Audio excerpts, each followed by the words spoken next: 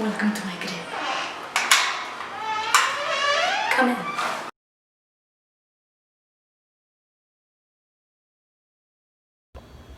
So when you enter through the front door, you come immediately into the sort of living dining area. Here we have really bright windows and our dining table, which is pretty cute.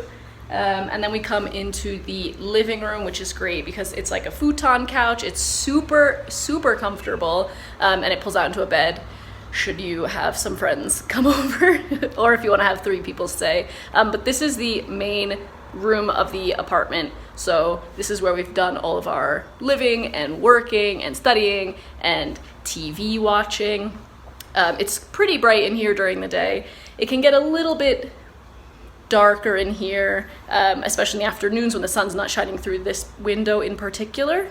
But otherwise, it's really nice in here. There's lots of plants, nice big TV, which has Netflix and cable TV, and we plug our laptop into it to watch shows and stuff that we like. And yeah, it's super cute with the little green accent wall. I really liked spending time in here. But then we go into the kitchen. The kitchen is pretty narrow. It's like a galley kitchen, but it has everything that we've needed.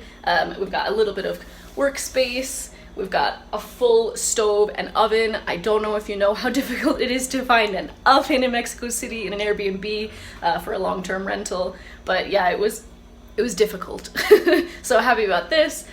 We've got a full-sized fridge, another luxury in an apartment in Mexico City, and a washing machine. But we don't have a dryer, but we do have a line in the living room that we pull across and sit amongst our laundry drying for a bit. Got to do it on a sunny day as well, which can be a little bit of a problem in September and October in Mexico City, but it dries in one day. So yeah, it's been pretty good. The apartment has only 1 bedroom. It's got a nice big, super comfortable bed, so comfortable, with a really great balcony. This is the pièce de résistance, if you will. It's a nice big balcony we can stand out on and a view of Álvaro Obregón. What more do you need? The noise of Álvaro Obregón too. Finally, we have the last room, which is the bathroom. And it's, you know, it's a bathroom. I'm inside the whole bathroom now, so it's hard to get a full picture of it, but it has what we need. Plenty of space and pretty decent shower as well. There's some unique space-saving doorways in this apartment. Like this. And like this. So there's a few things I wanted to tell you about this apartment. Obviously we got it through Airbnb. It's a month-to-month rental. Like, this is not how much you would pay if you came to Mexico City and you rented for a whole year. But we were only looking for temporary rentals. We wanted everything to be furnished. We wanted everything to be included.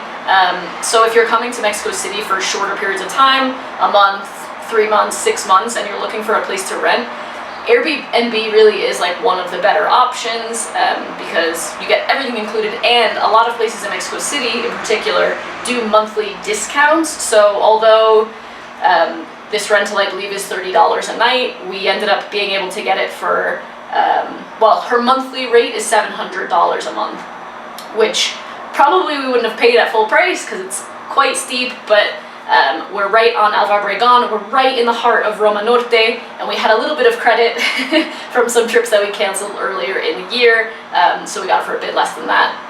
But it's such a great location. It truly has everything that we needed. Not having to go and get our laundry done has been awesome. Being able to do our laundry every week and not just wash our clothes, but the bedding and the towels, the kitchen towels, everything that you would do if you were living in your own apartment has been really great. Yeah, it's certainly not somewhere long-term because of the price, but I wanted to show you guys what you get in Roma for that sort of money. It's quite a small apartment, but I think you're really paying for the location, and the quality of the apartment is great. It's well decorated, it's bright, which is very difficult to find in Mexico City. A lot of apartments in Mexico City face in, into like a courtyard, so you're never actually getting any direct sunlight. Whereas this apartment, because we have the balcony that faces the main road, although we have to deal with a little bit of noise during the day, especially, it's quite loud, we do get natural light, and the bedroom is so bright, which is really great, and it lights up the rest of the apartment when we open all the doors and all the windows, so that has been essential. Other things that I'm sure you'll all ask, everything's been included. We're not paying any utilities. There's the noise of the neighborhood. We're not paying any extra utilities. The owner of the apartment has been absolutely awesome. When we ran out of gas the other day, she came over an hour later and had the gas changed. Whenever we've had any other questions or problems, she's been straight on the messages.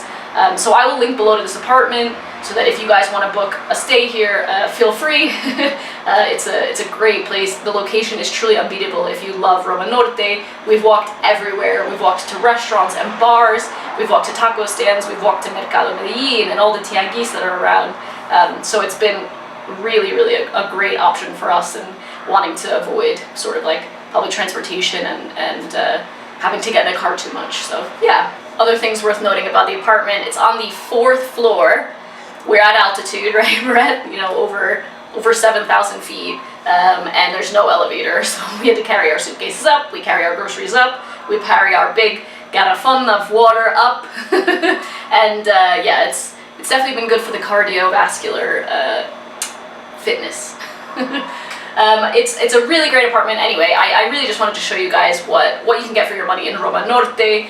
We move soon, and we'll be showing you other apartments around the city that we're getting on a month-to-month basis, so you can get an idea for short-term rental prices that are furnished with everything included around Mexico City. If you have any questions about renting in general, especially shorter-term rentals, let me know in the comments below. I also included a blog post that I've written in the past about some of my favorite Airbnbs in Mexico City, and that also is listed in the description box. Thanks as always for watching, and I will see you next time. Bye!